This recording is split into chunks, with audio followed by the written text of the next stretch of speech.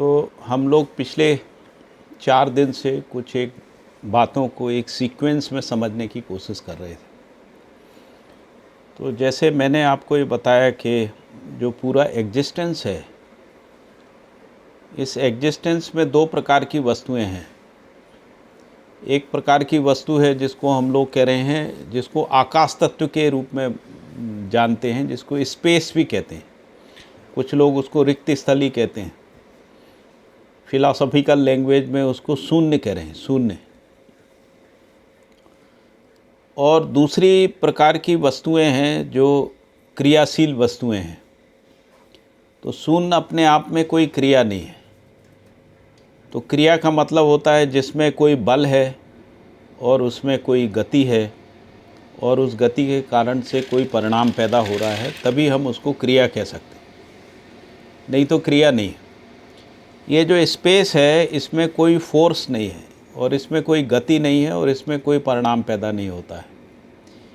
तो दर्शन की भाषा में कहते हैं कि अपरिणामी है, दूसरा कहते हैं ये क्रिया शून्य है, और तीसरा ऐसा बोलते हैं कि ये असीम है, चौथा ऐसा बोलते हैं ये निराकार है,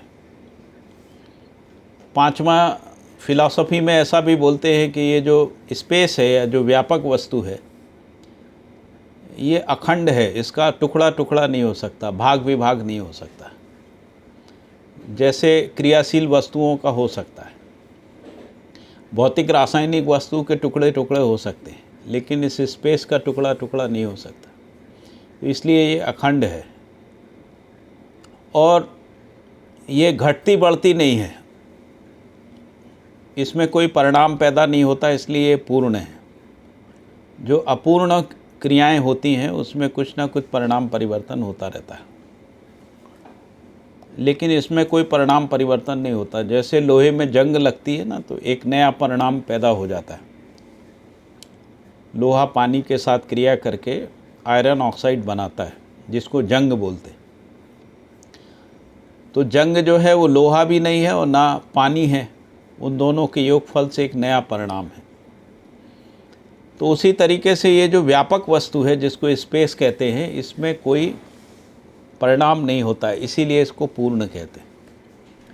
तो पूरे अस्तित्व को यदि हम समझते हैं तो पूरा अस्तित्व जो है वो सह अस्तित्व में है, क्योंकि सारी एक एक वस्तुएं, हमारी पृथ्वी, हमारा सोलर सिस्टम, हमारी आकाशगंगा और अनंत आकाशगंगाएं, जो और भी आकाशगंगाएं, सभी आकाशगंगाएं स्पेस में हैं।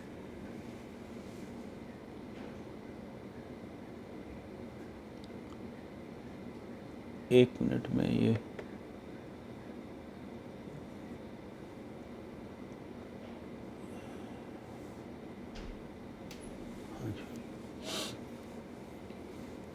तो ये जितनी भी वस्तुएं हैं,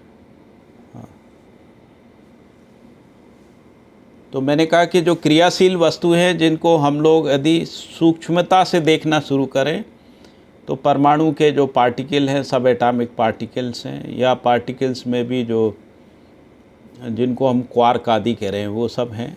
वहाँ से परमाणु हैं, फिर अणु हैं, फिर रसायन है, और रसायन के बाद कुछ रचनाएं हैं, जिन रचनाओं को हम लोग वनस्पति संसार, जीव संसार और मानव के रूप में देख रहे हैं। फिर पदार्थ पिंड है, पदार्थ पिंड के रूप में पृथ्वी है, पृथ्वी का चंद्रमा है, और इस तरीके से बहुत सारे प्लैनेट्स हैं।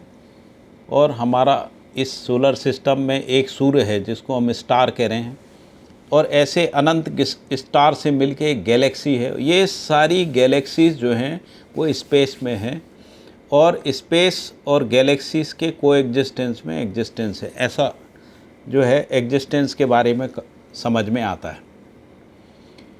और ये जो इनका रिलेशनशिप है, मतलब स्पेस से बाहर हम लोग किसी भी क्रियाशील वस्तु को नहीं ले जा सकते। मतलब हमारी कल्पना में नहीं आता है कि हम अपने सोलर सिस्टम को ऐसी जगह ले जाएं जहां स्पेस नहीं है। तो इसलिए स्पेस के साथ इसका एग्जिस्टेंस जो है वो को एग्जिस्टेंस के रूप में, यानी दोनों साथ साथ ही रहते हैं, ऐसा है। इसी को एक को कहते हैं स्थिति और दूसरे को कहते हैं गति। स्थिति का मतलब है जो स्थिर है, व्यापक वस्तु स्थिर है, और जो ग्रह गोल नक्षत्र तारामंडल एटम से लेके ग्रह, गोल, नक्षत्र, तारामंडल तक ये सब क्रियाशील है, गतिशील है। तो इस प्रकार से क्रिया और क्रियाशून्यता, स्थिति और गति के सहअस्तित्व में अस्तित्व है, ऐसा हमको समझ में आता है। थोड़ा सा फिलॉसफिकल है, लेकिन आप लोग इसको समझ सकते हैं आसानी से। जैसे मान लीजिए मैं हूँ और आप हैं, हम दोनों के बीच में स्पेस है, और स्पेस होने के कारण से ही हम लोग दो हैं। यदि स्पेस नहीं होता तो हम दो नहीं हो सकते थे। तो स्पेस हमको विभाजित नहीं करता है, लेकिन स्पेस हमारी सीमा को तय कर देता है। हर इकाई जो होती है, हर यूनिट जो है, उसके छयों ओर स्पेस रहता है।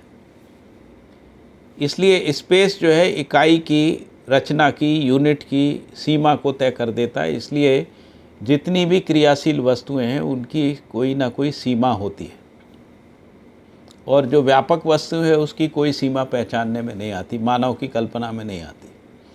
और इन दोनों के सह अस्तित्व में अस्तित्व है। हम लोग जब कोई भी वैल्यू सिस्टम की बात करते हैं तो उस वैल्यू सिस्टम में मूल रूप से 4 वस्तुओं को समझने की कोशिश करते हैं। एक नियम है, दूसरा न्याय है, तीसरा धर्म है या व्यवस्था है, चौथा सत्य है। क्योंकि नियम, न्याय, धर्म, सत्य के बिना कोई वैल्यू नहीं हो सकती। अब इसको यदि हम समझने जाते हैं ये वस्तुएं वस्तु रूप में क्या है, तो नियम का पहचान कहाँ होता है? नियम का पहचान 2 प्रकृति के संबंध में होता है। जैसे हम लोग ग्रेविटेशनल लॉ कहते हैं। ग्रेविटेशनल लॉ का पहचान कहाँ होता है?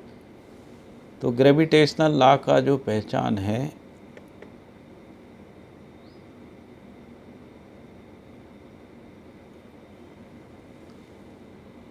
ग्रेविटेशनल लॉ का पहचान जो है वो जब 2 वस्तुओं के बीच में हम उस नियम को पहचानते हैं। जैसे कोई वस्तु को हम छोड़ते हैं, वो नीचे पृथ्वी की ओर जाती है, तो पृथ्वी और उस वस्तु के संबंध में हमको गुरुत्वाकर्षण का नियम, जिसको ग्रेविटेशनल लॉ कहते हैं, वो पहचानने में आता है। सभी प्रकार के नियम प्रकृति संबंध के बीच में पहचानने में आते हैं।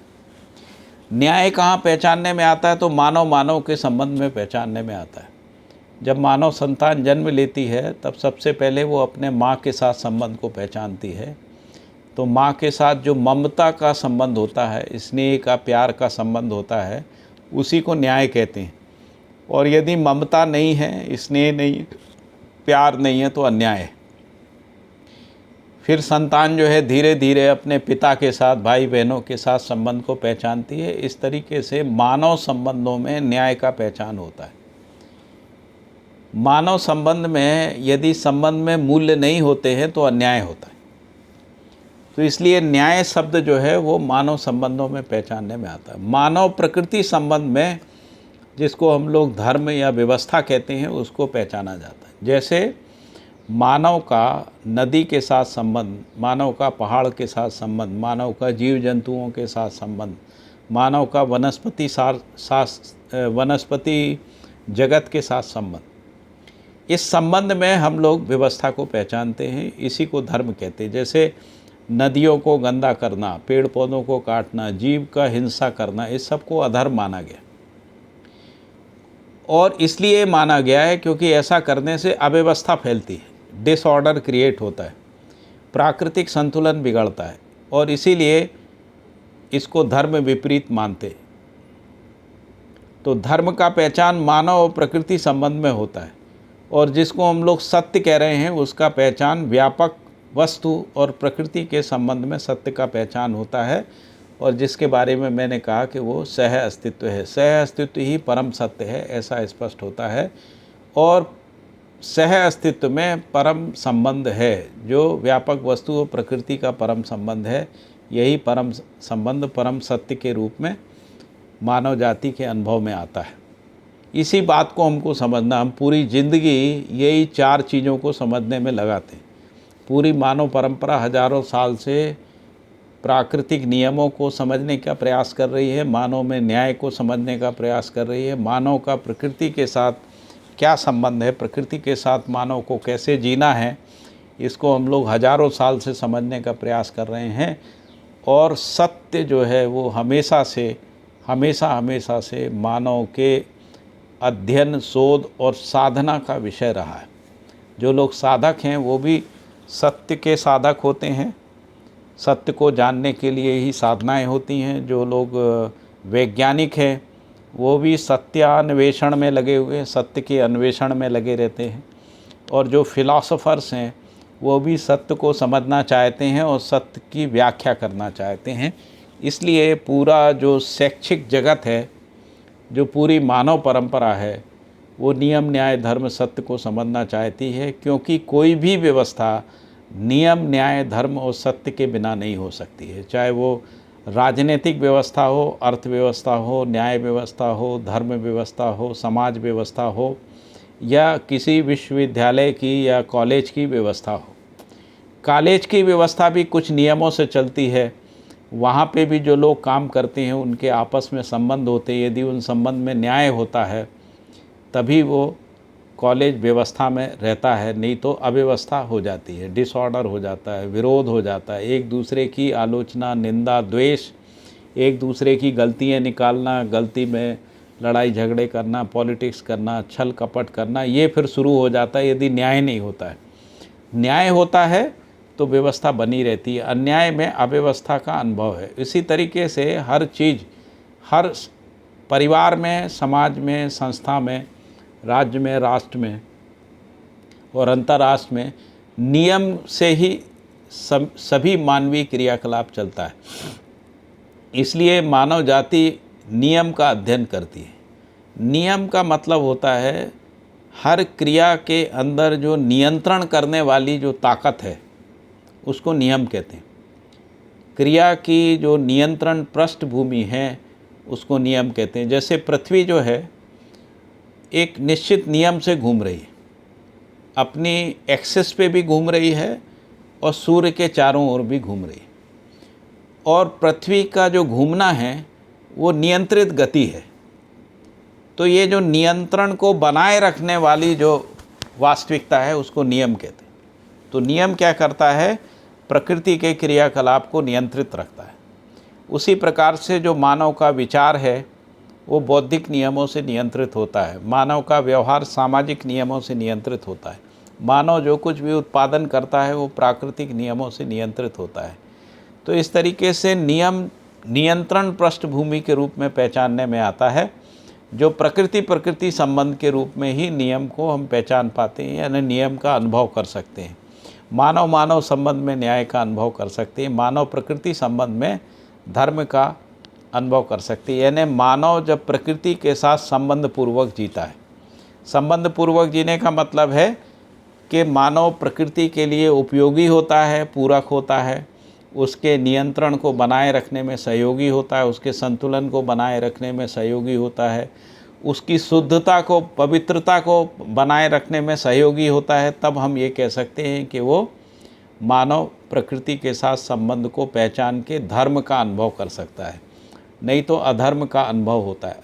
जैसे गंदगी फैलाना, नदियों को नष्ट करना, जीव जंतुओं को मारना, पेड़ पौधों को काटना, अनावश्यक काटना, है ना, और उनके संतुलन को बिगाड़ना, हवा में अशुद्धि फैलाना, ये सब अधर्म हैं, ये सब डिसऑर्डर हैं, ये सब अव्यवस्थाएं हैं जो मानव प्रकृति के संबंध में स्पष्ट होती हैं।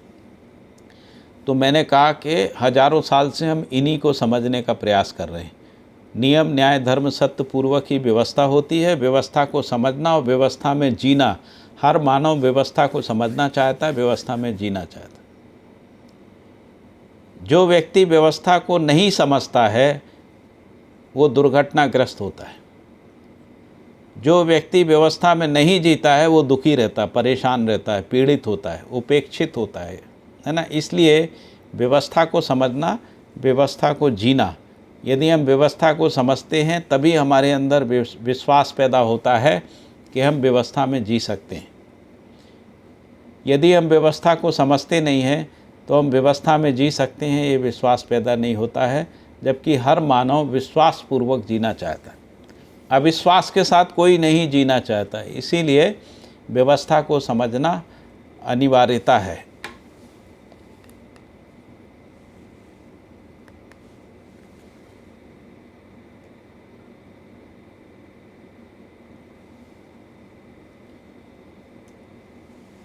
तो इससे ये स्पष्ट हुआ कि विश्वास ही संबंध का आधार है। हम सभी विश्वासपूर्वक संबंध में जीना चाहते हैं, और यदि हमारे संबंधों में विश्वास है तो हम सुख, शांति, संतोष, आनंद को पहचान पाते। यदि अविश्वास है तो हम दुखी होते हैं, अशांत होते हैं, असंतोष होता, आनंद होता है।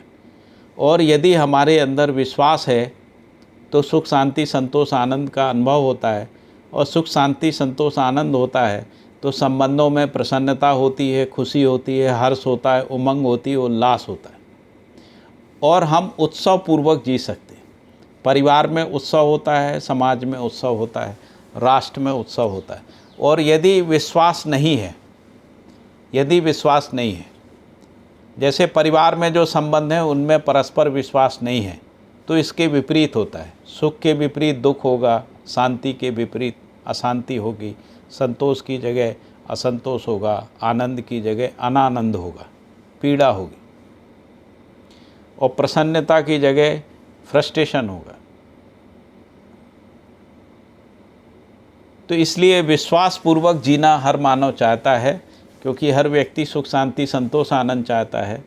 प्रसन्नता, खुशी, हर्ष, उमंग, उल्लास के साथ जीना चाहता है, और इसके साथ जीना ही उत्सव पूर्वक जीना है। अब प्रश्न है कि विश्वास क्या है। तो जैसा मैंने आपको बताया कि संबंध ही व्यवस्था है।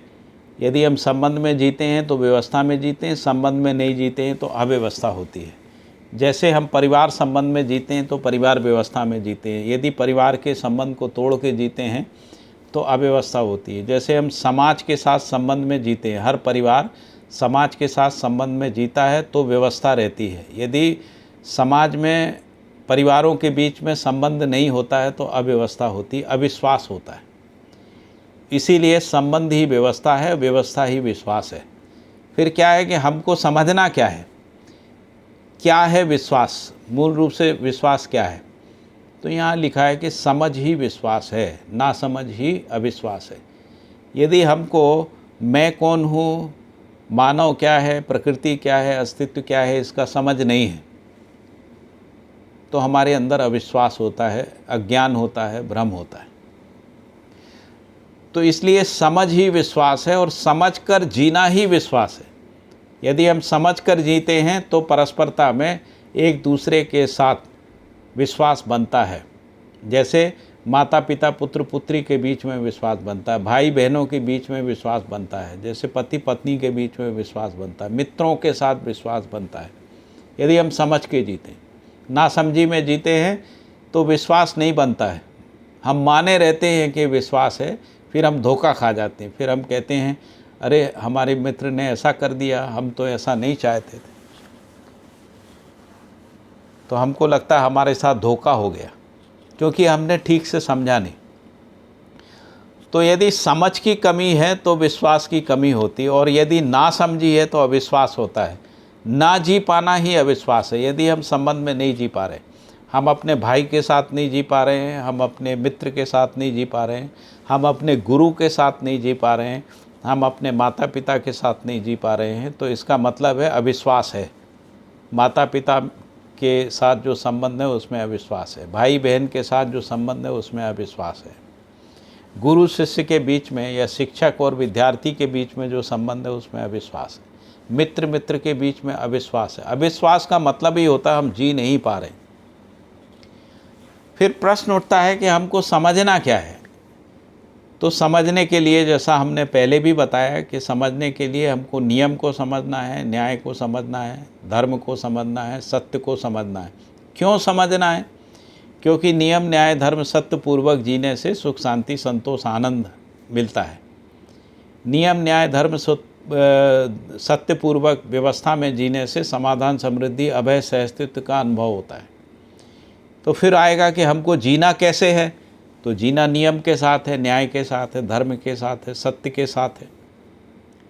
तो नियम को समझ के जीना। जैसे हम कोई भी उत्पादन तभी कर सकते हैं जब हमको प्राकृतिक नियम की समझ है। यदि हमको प्राकृतिक नियमों का समझ नहीं है, हम कोई भी उत्पादन नहीं कर सकते। जैसे किसी व्यक्ति ने समझा कि जो बॉक्साइट है उससे एल्युमिनियम बन सकता है, उसने उस नियम को समझा, उस नियम को अप्लाई किया, तो जो पत्थर और धूल मट्टी के रूप में हमको जो बॉक्साइट मिलता है नेचर में, उससे हम एल्युमिनियम को बनाते और फिर उस एल्युमिनियम से बहुत सारे बर्तन बनाते जिससे मानव की आवश्यकता की पूर्ति होती। तो इसलिए हम कोई भी उत्पादन तभी कर सकते हैं जब हम प्रकृति के नियमों को पहचानते हैं। इसी प्रकार हम मानव के साथ तभी जी सकते हैं जब हम न्याय को समझते हैं। न्याय का मतलब होता है मूल्यों को मूल्यांकन करना आता है। मूल्य का मतलब होता है जिसको हम लोग विश्वास, सम्मान, प्रेम, स्नेह, ममता, वात्सल, कृतज्ञता, गौरव, श्रद्धा, प्रेम कह रहे हैं। ये 9 मूल्य हैं मूल रूप से। यही 9 मूल्य जो हैं वो हमारे जीने में आते हैं। यदि हम मूल्यों के साथ जीते हैं तो न्याय है, और यदि मूल्यों के विपरीत जीते हैं, जैसे अविश्वास में जीते हैं, असम्मान में जीते हैं, द्वेष में जीते हैं, जैसे घृणा में जीते हैं, प्रेम के विपरीत यदि हम घृणा में जीते हैं, ममता के विपरीत जीते हैं, असहजता में जीते हैं, ये सब अन्याय है। तो कैसे जीना है? तो न्यायपूर्वक जीना है, धर्मपूर्वक जीना है। जैसे हमारा नदी के साथ संबंध है। नदी अपनी एक भूमिका का निर्वाह करती है, हमको पीने के लिए पानी देती है, मट्टी में नमी को बनाए रखती है। खेतों में नदी के पानी से जो है वो सिंचाई होती है जिससे उत्पादन होता है। नदी जो है अपने साथ मट्टी को बहा के लाती है और खेतों में मट्टी को जमा देती है, उससे मट्टी की फर्टिलिटी बढ़ती है। तो नदी मानव के साथ एक संबंध का निर्वाह कर रही है। तब हमारा धर्म क्या होता है? हमारा धर्म होता है नदी की जो व्यवस्था है, जो नदी की जो प्राकृतिक व्यवस्था है, उसको पहचान के उसके साथ जिए। हम लोग कैसा जी रहे हैं? हमने सारी नदियाँ खराब कर दी, गंदी कर दी, अपवित्र कर दी, सारी नदियों के पानी का शोषण कर दिया, नदियों के स्रोतों को हम ख़त्म कर रहे हैं और उसके कारण से अपने लिए ही समस्या पैदा कर रहे हैं, क्योंकि अधर्म जो है वो मानव के लिए समस्या पैदा करता है। यही हम पेड़ों के साथ कर रहे हैं। हमने पेड़ों का अंधाधुंध दोहन करके जंगलों का जो निश्चित अनुपात था इस पृथ्वी पे, जंगल का अनुपात हमने कम कर दिया, उसका रेशियो कम हो गया और उसके कारण से जंगल कार्बन डाइऑक्साइड को पचा के ऑक्सीजन देते थे, ऑक्सीजन का असंतुलन हो गया, ऑक्सीजन की मात्रा कम होती जा रही। जंगल के कारण से बरसात होती थी, बरसात के नियंत्रण में जंगलों की भूमिका थी। हमने जंगल काट दिए तो क्लाइमेट चेंज आ गया।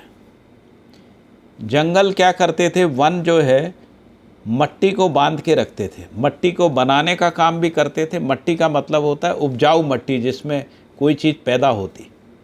जिसमें कोई चीज़ पैदा नहीं होती है उसको हम लोग बंजर ज़मीन कहते हैं।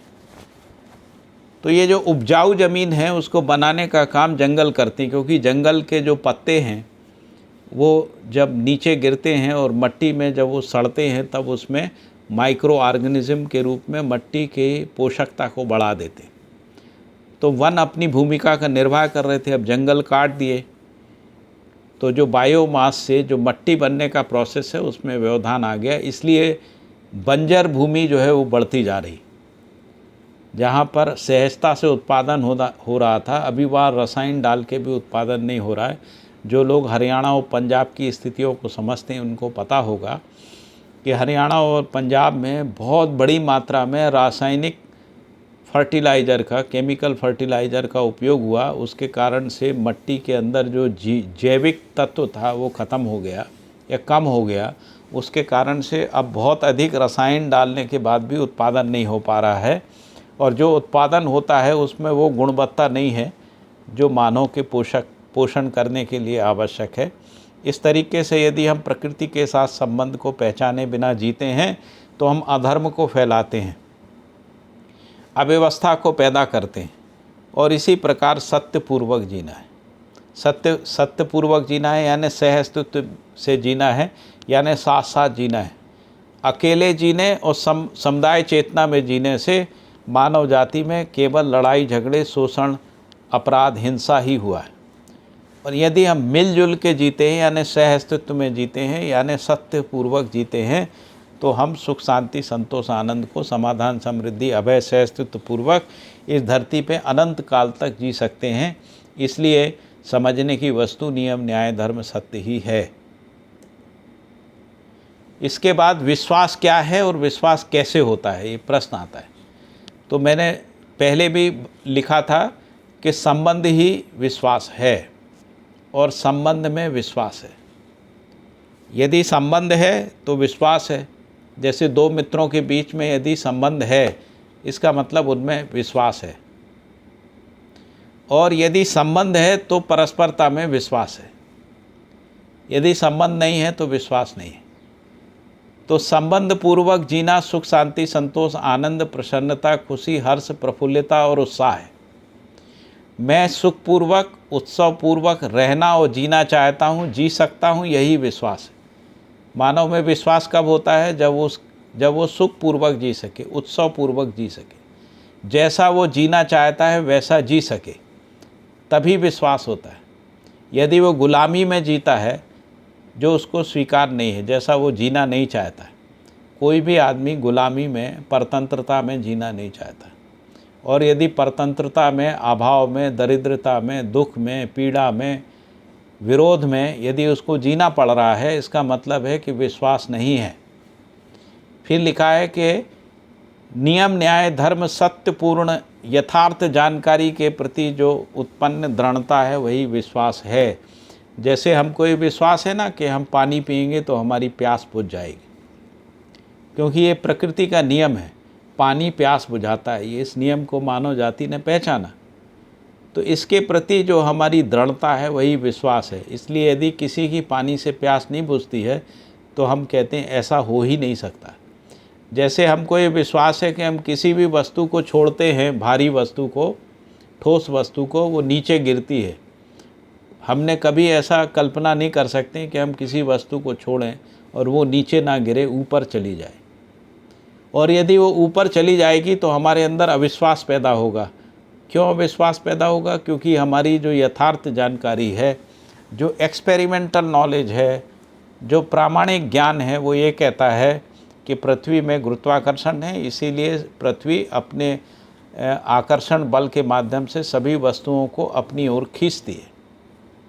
तो इसलिए यहाँ लिखा है कि नियम न्याय धर्म सत्यपूर्ण यथार्थ जानकारी के प्रति जो उत्पन्न दृढ़ता है, जो हमारी बुद्धि में बोध है, उसी का नाम विश्वास है। और इसके बाद आगे लिखा है कि परस्परता में निहित मूल्य निर्वाह ही विश्वास है। जैसे माता पिता जो है अपने बच्चों के साथ ममता वात्सल्य स्नेह पूर्वक रहते, और बच्चे माता पिता के साथ स्नेह प्यार और सम्मान के साथ रहते हैं। यानी आपस में मूल्यों का निर्वाह होता है। जो माँ आपके साथ ममता पूर्वक आपका पोषण करती है, आप उस माँ के प्रति स्नेह से भरे रहते हैं, सम्मान से भरे रहते हैं, सेंस ऑफ ग्रेटिट्यूड से भरे हुए रहते हैं, तो दोनों के बीच में मूल्य निर्वाह होता है। माँ ममता करती है और बच्चे अपनी माँ का सम्मान करते हैं ना, स्नेह करते हैं, प्यार करते हैं। इस तरीके से मूल्य निर्वाह होता है परस्परता में। यदि ये होता है तो माँ और बच्चे के बीच में विश्वास बना रहता है। ऐसा ही पिता और बच्चों के बीच में बना रहता है, ऐसा ही भाई भाई के बीच में बना रहता है, ऐसा ही मित्र मित्र के बीच में बना रहता है। मित्रों में परस्पर विश्वास होता है, मित्रों में परस्पर सम्मान होता है, मित्र एक दूसरे के विकास और जागृति में मदद करते। यदि कोई मित्र अपने मित्र के विकास में, उसकी जागृति में मदद नहीं करता है तो हम कहेंगे वो मित्र नहीं है। तो विकास और जागृति में मदद करते हैं, एक दूसरे पे विश्वास रखते हैं, एक दूसरे का सम्मान करते हैं, इसका मतलब मित्र हैं। और इसका मतलब है कि मित्रता में विश्वास है, नहीं तो मित्रता में विश्वास नहीं है। यदि मित्र एक दूसरे मित्र का शोषण करते हैं, उनका सहयोग नहीं करते हैं, उनके विकास और जागृति में सहायक नहीं होते, वो मित्र नहीं है। या तो संबंध नहीं है या दुश्मन भी हो सकते। नाम भले हम कहें कि वो हमारे मित्र हैं, लेकिन वो मित्र नहीं है, क्योंकि मित्र जो है वो मूल्य निर्वाह पूर्वक ही मित्र हो सकता है। मूल्य निर्वाह होता है तभी विश्वास होता है। यदि वो एक दूसरे के विकास और जागृति में सहायक नहीं करते हैं एक दूसरे के दुख को दूर करने का प्रयास नहीं करते हैं, तो फिर किस बात के मित्र हैं? फिर वो मित्रता नहीं है। फिर आगे लिखा है व्यवस्था की समझ, समाधान की अभिव्यक्ति और संप्रेषणा विश्वास है। तो हम जैसे कॉलेज की व्यवस्था को समझते हैं, जैसे हम ट्रैफिक की व्यवस्था को समझते हैं, जैसे हम प्रकृति की व्यवस्था को समझते हैं, जैसे विद्युत सप्लाई होती है, पानी की सप्लाई होती है, उसका एक सिस्टम है, यदि हम उसको समझते हैं और उसको बनाए रखते हैं, इसी को विश्वास कहते हैं। तो व्यवस्था की समझ, उसकी अभिव्यक्ति और उसकी संप्रेषणा, इसका नाम भी विश्वास है। और ये विश्वास आता कैसे है? प्रश्न आएगा कि विश्वास कैसे आता है? तो सौजन्यता पूर्वक संबंध निर्वाह से विश्वास आता है। सौजन्यता पूर्वक संबंध निर्वाह का मतलब होता है जब हम संबंध में एक दूसरे के सहयोगी होते हैं, एक दूसरे के सहभागी होते हैं, सहकार्य करते हैं। जैसे मान लीजिए हम एक इंस्टीट्यूशन में हैं और इंस्टीट्यूशन में जितने लोग काम करते हैं, यदि वो आपस में एक दूसरे का सहयोग करते हैं, एक दूसरे के कार्य में सहभागी होते हैं,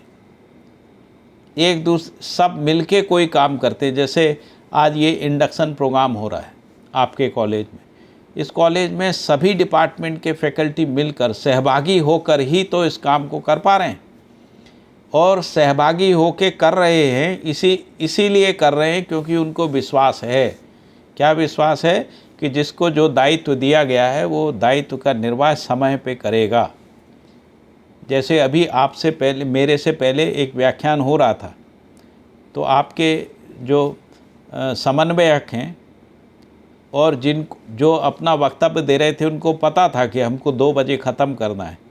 यदि मान लीजिए कोऑर्डिनेटर जो है या समन्वयक कन्वेनर जो है, यदि वो समय का ध्यान नहीं रखते हैं, तो क्या होगा? अविश्वास पैदा हो जाएगा, अव्यवस्था पैदा हो जाएगी, डिसऑर्डर पैदा हो जाएगा, कियोस पैदा हो जाएगा। तो इसीलिए जो विश्वास कब बनता है? जब हम एक दूसरे के सहयोगी होते हैं, सहभागी होते हैं, सहकारिता होती है, साथ साथ मिलके काम करने की प्रवृत्ति रहती है और एक दूसरे के पूरक होते हैं। मान लीजिए कोई किसी क्षेत्र में कमज़ोर है, उसको दूसरा व्यक्ति उसको भर देता है, दूसरा व्यक्ति किसी क्षेत्र में कमज़ोर है, उसको पहला व्यक्ति भर देता है, यानी एक दूसरे के पूरक होते हैं। तभी विश्वास बनता है, जिसको हम कह रहे हैं कि संबंध में विश्वास बनता है। ये परिवार में भी ऐसा ही है, समाज में भी ऐसा है, संस्थाओं में भी ऐसा है, राष्ट्र में भी ऐसा है, अंतर्राष्ट्र में भी ऐसा है। यदि अंतर्राष्ट्रीय स्तर पर सभी राष्ट्र आपस में एक दूसरे के सहयोगी होते हैं, साथ साथ मिलकर सहभागिता करते हैं, सहकारिता करते हैं अंतर्राष्ट्रीय मंचों पे, तो उनमें आपस में विश्वास बन जाता है। उसी को हम लोग संबंध कहते हैं। तो जितने भी इंटरनेशनल ऑर्गेनाइजेशंस हैं, उनको इंटरनेशनल ट्रीटी ऑर्गेनाइजेशन कहते हैं। मैत्रीय संबंध के रूप में उनको पहचानते हैं ना। तो इसलिए जो ट्रीटी होती है वो मैत्री संबंध के रूप में रहती है। तो इसलिए इंटरनेशनल ऑर्गेनाइजेशन जो है ट्रीटी ऑर्गेनाइजेशन के रूप में रहते हैं।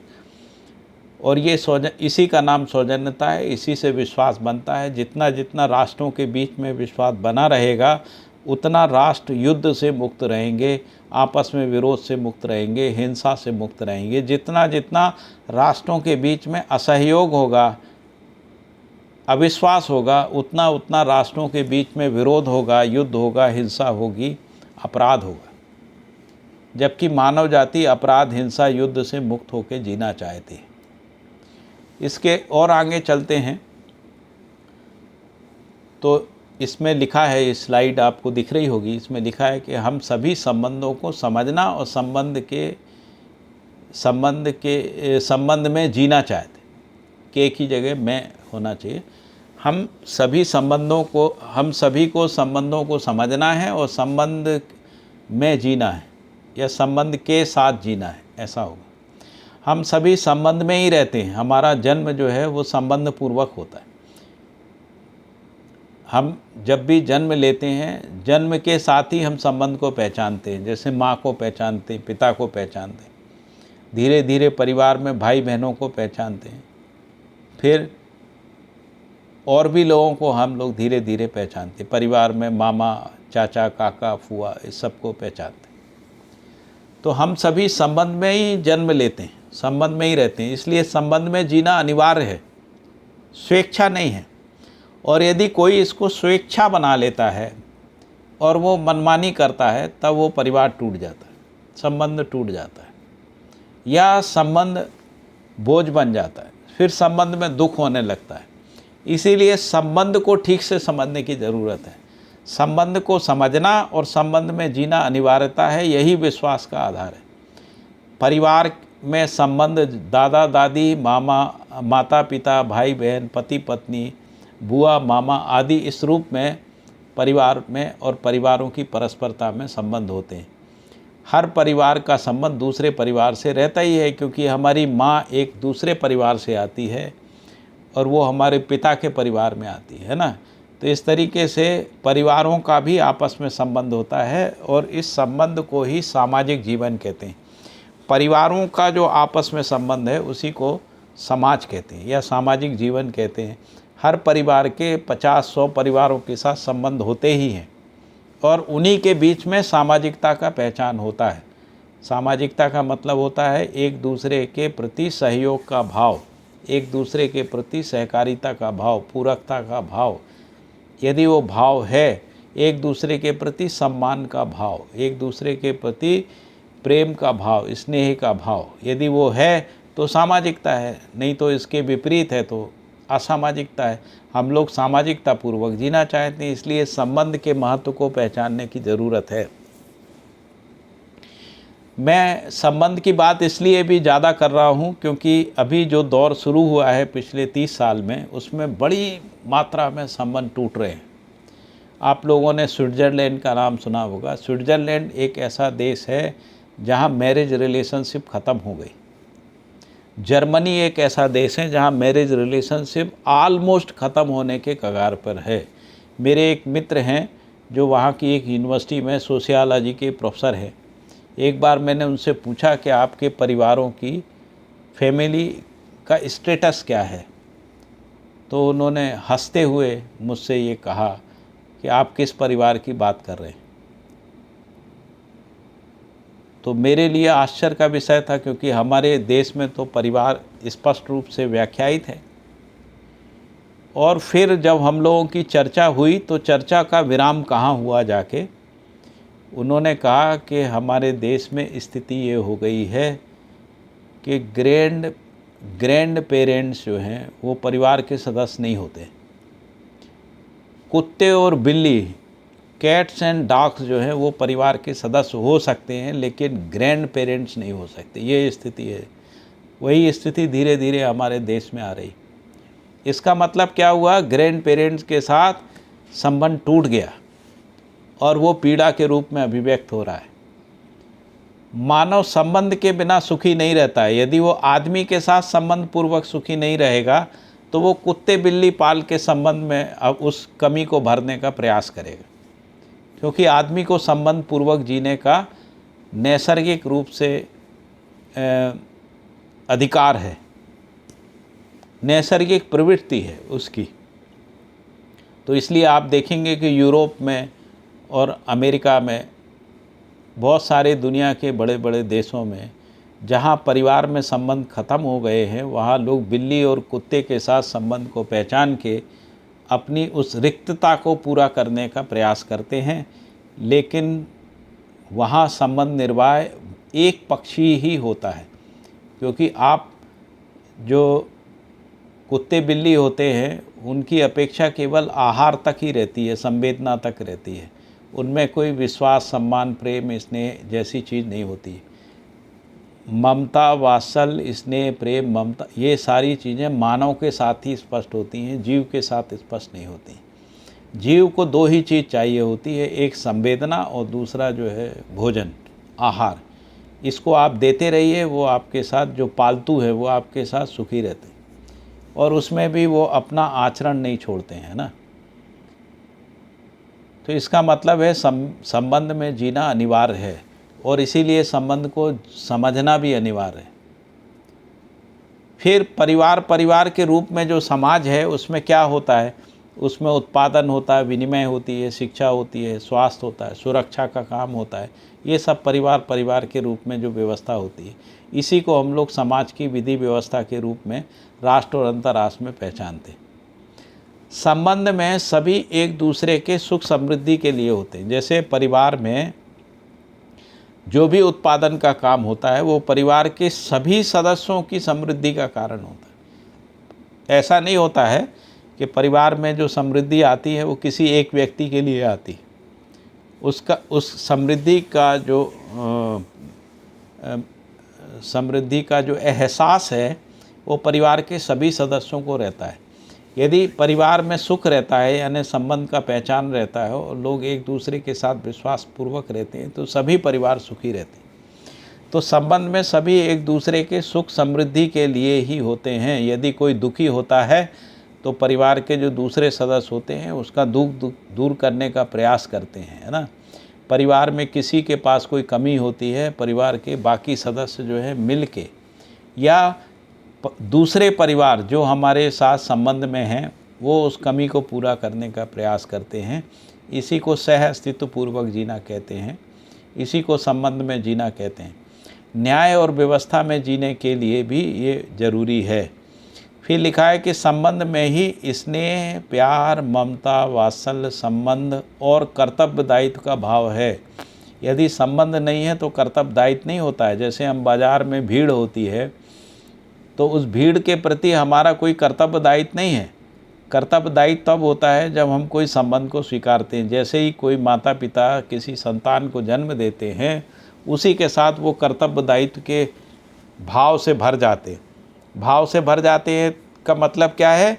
वो कर्तव्य निर्वाह के लिए अपने बच्चों का भरण पोषण करते हैं और दायित्व निर्वाह के रूप में अपने संतान को समझदार बनाना चाहते हैं। उनको भाषा सिखाते हैं, उनको सम्मान सिखाते हैं, उनको संस्कार सिखाते हैं, उनमें संस्कृति का विकास कराते हैं, उनको शिक्षित करते हैं, है ना। इस तरीके से हर माता पिता नैसर्गिक रूप से, परंपरागत रूप से कर्तव्य दायित्व के भाव को स्वीकारे रहते हैं।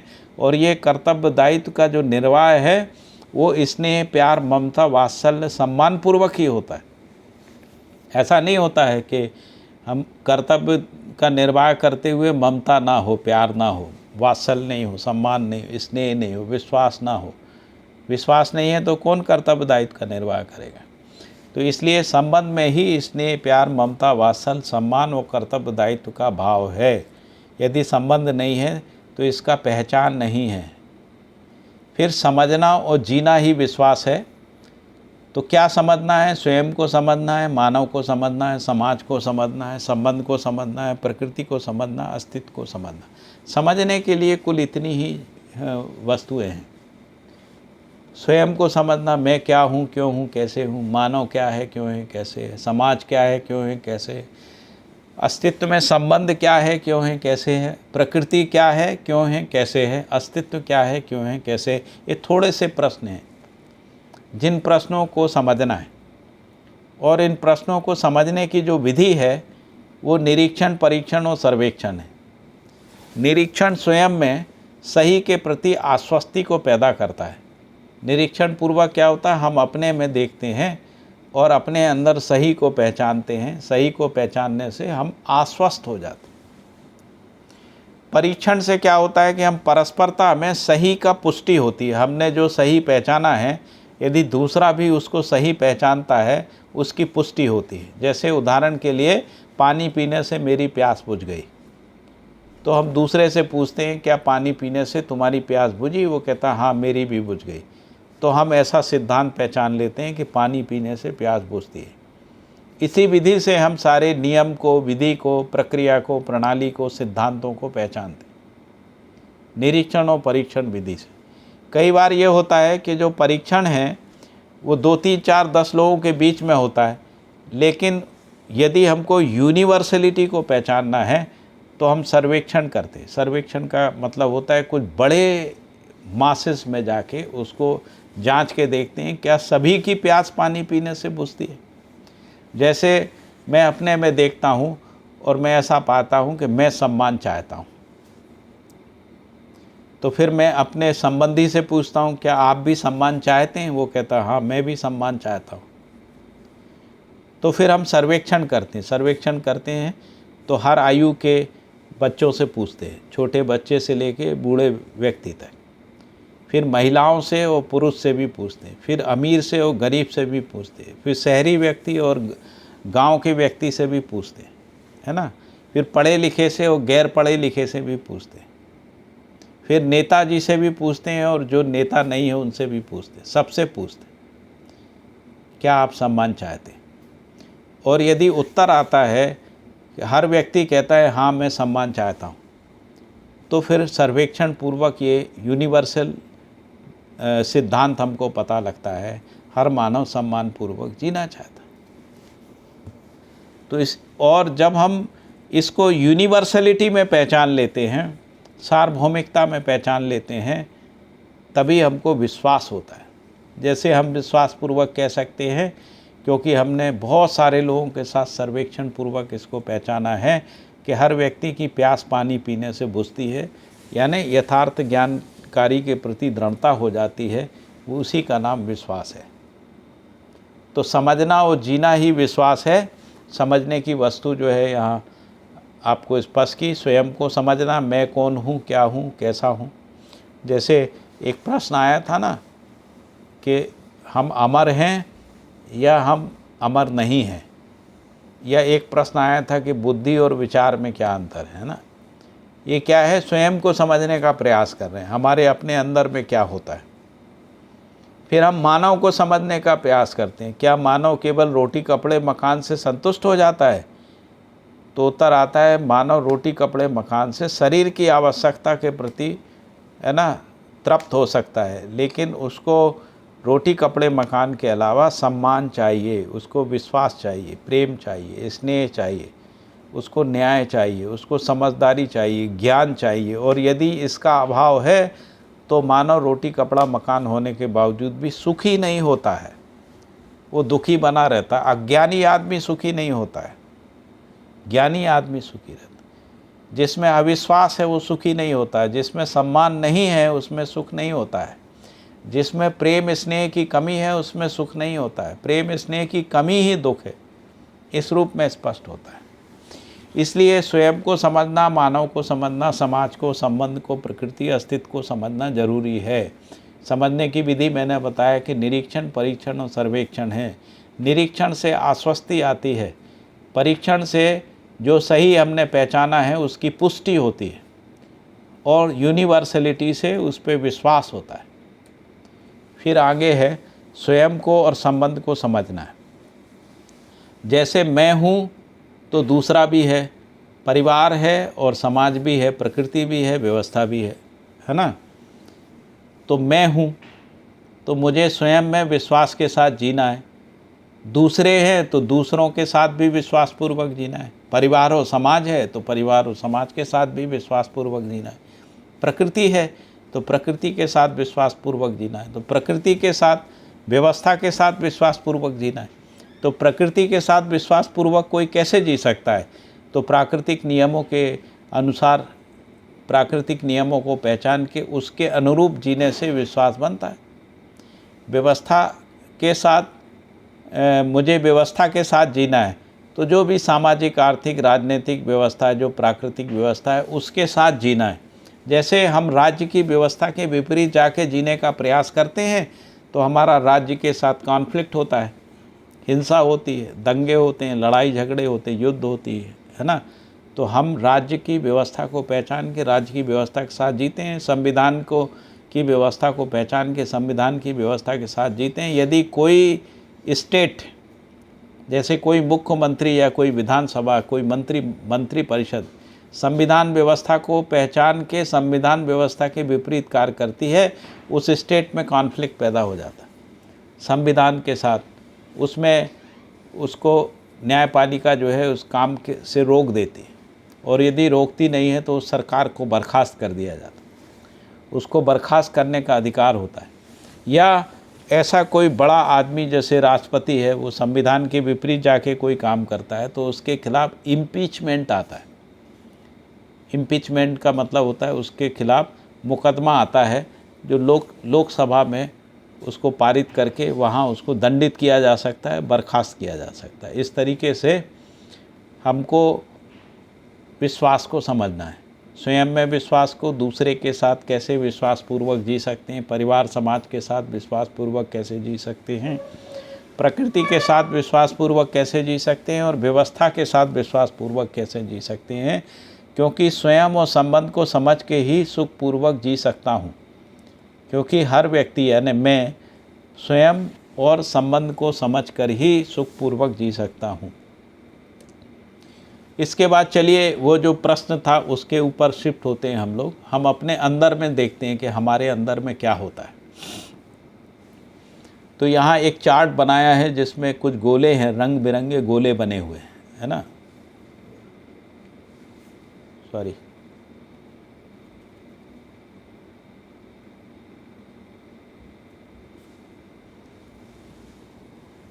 तो यदि हम अपने अंदर में देखते हैं तो हमको अपने अंदर में ये पता लगता है कि मैं हूँ। और दूसरी बात पता लगती है कि मेरे अंदर कोई आशा है। आशा क्या है? सुख के साथ जीने की आशा है। आशा क्या है? जीने की आशा है, हम जिंदा रहना चाहते हैं, आशा है। फिर मेरे अंदर विचार है, हम अपने चारों ओर जो कुछ भी देखते हैं उस पर विचार करते हैं। विचार करते हैं यानी तुलना करते हैं और विश्लेषण करते हैं। हम कोई भी वस्तु को देखते हैं, पहले पूर्व में देखी हुई वस्तुओं के साथ उसका कंपैरिजन करते हैं और उस वस्तु का एनालिसिस करते हैं। इसको विचार करना है। इसके साथ हमारे पास इच्छाएं हैं, हमारे अपने अंदर में इच्छाएं हैं। हमको ये वस्तु प्राप्त करना है, ये वस्तु पैदा करना है, हमको नौकरी करना है, अपना घर बनाना है, हमको इसके साथ संबंध बनाना है, हमको ये बनना है, वो बनना है। इस तरीके से हमारे अंदर इच्छाएं होती। तो हम अपने अंदर क्या देख रहे हैं? एक मैं हूँ और एक आशा विचार इच्छा है। और इसके अलावा मैं ये भी देखता हूँ कि बाहर संसार है। संसार है यानी मेरा शरीर है, फिर दूसरे मानव हैं, फिर पेड़ पौधे हैं, जीव जंतु हैं। मैं इन सबको देख सकता हूँ। तो मैं अपने अंदर चलने वाली आशा विचार इच्छा को भी देख सकता हूँ और संसार में जो कुछ हो रहा है उसको भी देख सकता हूँ। इस तरीके से मेरा अपना होना दृष्टा के रूप में है या दर्शक के रूप में। मैं अपने अंदर देख रहा हूँ, दृष्टा हूँ, मैं बाहर देख रहा हूँ तो दर्शक हूँ। इस तरीके से मुझे मेरा अपना होना दृष्टा और दर्शक के रूप में स्वीकार हो। इसके बाद मैं ये पाता हूँ कि मैं करता हूँ, मैं सही या गलत निर्णय ले सकता हूँ। और यदि मैं सही निर्णय लेता हूँ, सही कार्य व्यवहार करता हूँ, मैं सुखी रहता हूँ। और यदि मैं गलत निर्णय लेता हूँ और गलत कार्य व्यवहार विचार करता हूँ तो मैं दुखी होता हूँ। तो इसलिए मैं करता हूँ यानी मैं कर सकता हूँ, मैं निर्णय ले सकता हूँ। मैं सही निर्णय भी ले सकता हूँ, गलत निर्णय भी ले सकता हूँ।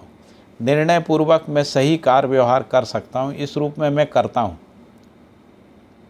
तो इसलिए हम दृष्टा भी हैं, कर्ता भी हैं और भोक्ता भी हैं। कैसे भोक्ता हैं? यदि हम गलत निर्णय लेते हैं हम दुखी होते हैं। यदि हम गलत व्यवहार करते हैं, गलत विचार करते हैं, गलत कार्य करते हैं, हम दुखी होते हैं। यदि हम सही विचार करते हैं, सही व्यवहार करते हैं, सही कार्य करते हैं तो हम सुखी रहते हैं। मैं कुछ भी कार्य व्यवहार कर सकता हूँ, लेकिन यदि सही करता हूँ तो सुखी होता हूँ, गलत करता हूँ तो दुखी होता हूँ।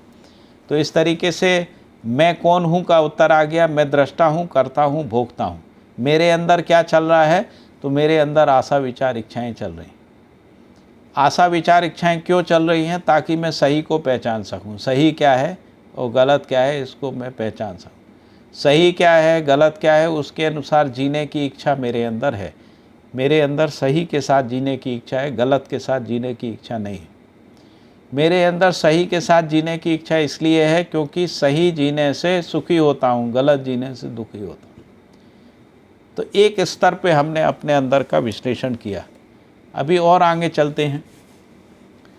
तो विश्वास और संबंध में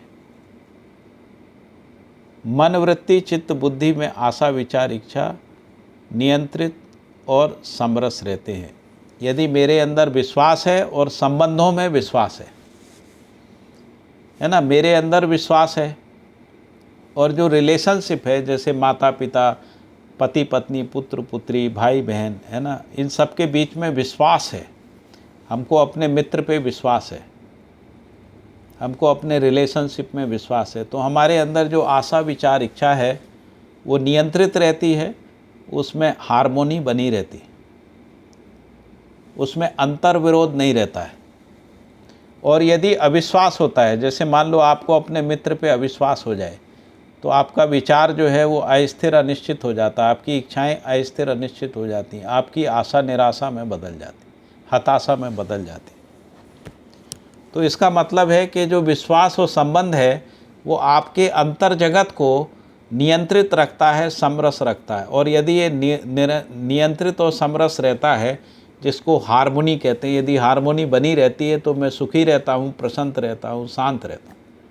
और यदि ये हार्मोनी बिगड़ती है, यानी आशा और विचार के बीच में अंतर विरोध है, विचार और इच्छा के बीच में अंतर विरोध है, इच्छा और आशा के बीच में अंतर विरोध है, यदि अंतर विरोध है तो मैं सुखी की जगह दुखी हो जाता हूँ, प्रसन्न की जगह अप्रसन्न हो जाता हूँ, अशांत हो जाता हूँ, असंतोष हो जाता है। तो मेरा अपना होना मैं का होना है, और ये मैं निरंतर बना रहता है। जब से मैंने जन्म लिया और जिस भी उम्र तक मैं पहुँचा हूँ, मेरे अपने अंदर का जो मैं है वो बना रहता है। मैं हूँ, ये भाव मेरे अंदर बना रहता है। मेरा होना और शरीर का होना दो अलग अलग वास्तविकताएं हैं। जैसा मैंने कल भी आपको बताया था कि हम लोगों के अध्ययन में ऐसा आता है कि शरीर का जो क्रिया है वो भौतिक रासायनिक क्रिया है, और मेरा जो क्रिया है वो आशा विचार इच्छा का क्रिया है। आशा विचार इच्छा ना भौतिक है ना रासायनिक है, शरीर का क्रिया भौतिक रासायनिक है। भौतिक रासायनिक क्रिया ही विकास पूर्वक जो है शरीर रचना के रूप में है, और इस शरीर रचना में सबसे विकसित यदि कोई अंग है उसको मेधस या ब्रेन कहते हैं। तो शरीर रचना भौतिक रासायनिक क्रिया है, इसमें ताप है, दाब है, इसमें भार है, इसमें गति है, तरंग है, विद्युत है, ये सब शरीर में होती है। जैसे हार्ट और ब्रेन के बीच में इलेक्ट्रिसिटी दौड़ती रहती है, यदि ये इलेक्ट्रिक इम्पल्सेस जो है अपना काम करना बंद कर देते हैं तो या तो हार्ट फेल हो जाता है, ब्रेन फेल हो जाता है, फिर आदमी की डेथ हो जाती है। लेकिन जो आशा विचार इच्छा है, ना इसमें भार है, ना इसकी कोई मात्रा है, ना ये भौतिक है ना, ना ये इसमें इसका कोई टेम्परेचर होता है, ना इसमें कोई दाब होता है। तो इसलिए ये भौतिक रासायनिक चीज़ नहीं है। इसलिए दो प्रकार की रियलिटी जो है मानव के अंदर पहचानने में आती है, एक जो भौतिक रासायनिक नहीं है और दूसरी जो भौतिक रासायनिक है। तो जो भौतिक रासायनिक नहीं है वही कर्ता दृष्टा भोक्ता है, वही दृष्टा है, कर्ता है, भोक्ता है। क्योंकि मेरे निर्देश को मेरा हाथ मानता है, मेरे निर्देश को मेरा पैर मानता है, मेरी आंखें मेरे निर्देश को मानती हैं। इसलिए करने वाला मैं हूँ, शरीर नहीं है। शरीर का जो क्रिया है, शरीर का जो भी क्रिया है वो मेरे निर्देश से ही चलता है। जब मैं चाहता हूँ तो मैं सोता हूँ, जब मैं चाहता हूँ तो घूमता हूँ, जब मैं चाहता हूँ तो पढ़ता हूँ। तो करने वाला मैं हुआ। तो इस तरीके से मेरा होना और शरीर का होना दो अलग अलग वास्तविकताओं के रूप में स्पष्ट होता है। अब यदि थोड़ा सा और अंदर की ओर चलते हैं स्वयं को समझने में,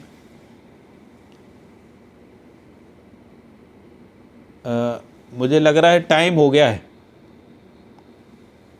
हाँ, तो अभी इसको अब नेक्स्ट लेक्चर शायद मंडे को है, और शायद 2 घंटे का है ना मेरे ख्याल से। तो 2 घंटे में ये बाकी जो स्लाइड्स हैं, अभी मैंने 11 स्लाइड जो है वो 10 स्लाइड कवर की है अभी तक। एक फाउंडेशन बनाया है। इसके बाद में ये जो आगे की स्लाइड है 11, ये 12 नंबर का स्लाइड है, फिर ये 13, फिर ये 14 नंबर का है, 15, 16, 17, 18, 19, 20, 21, 22, 23। तो मैं इस तरीके से 2 घंटे में पूरा कर लूँगा। तो उससे आपको एक समग्र दृष्टि जो है वो उपलब्ध होगी, और उस समग्र दृष्टि की रोशनी में आपके अपने अंदर जो वैल्यू सिस्टम है, जिसको हम लोग यूनिवर्सल ह्यूमन वैल्यूज़ कह रहे हैं, उसकी अवधारणा जो है वो स्पष्ट हो जाएगी। और मुझे लगता है कि इसको बार बार आपको थोड़ा सा समझना पड़ेगा, क्योंकि इस तरीके से सोचने का अभ्यास आप लोगों को शायद नहीं रहा होगा, इसीलिए इसमें थोड़ा सा समय लगाना पड़ेगा। लेकिन यदि एक बार आपने थोड़ा सा समय लगाया 10 दिन का, 5 दिन का, तो पूरी ज़िंदगी भर के लिए आपके पास एक अंडरस्टैंडिंग आ जाएगी। बहुत बहुत धन्यवाद। फिर मिलते हैं कल अपना मंडे को, फिर आगे की बात करेंगे। बहुत बहुत धन्यवाद।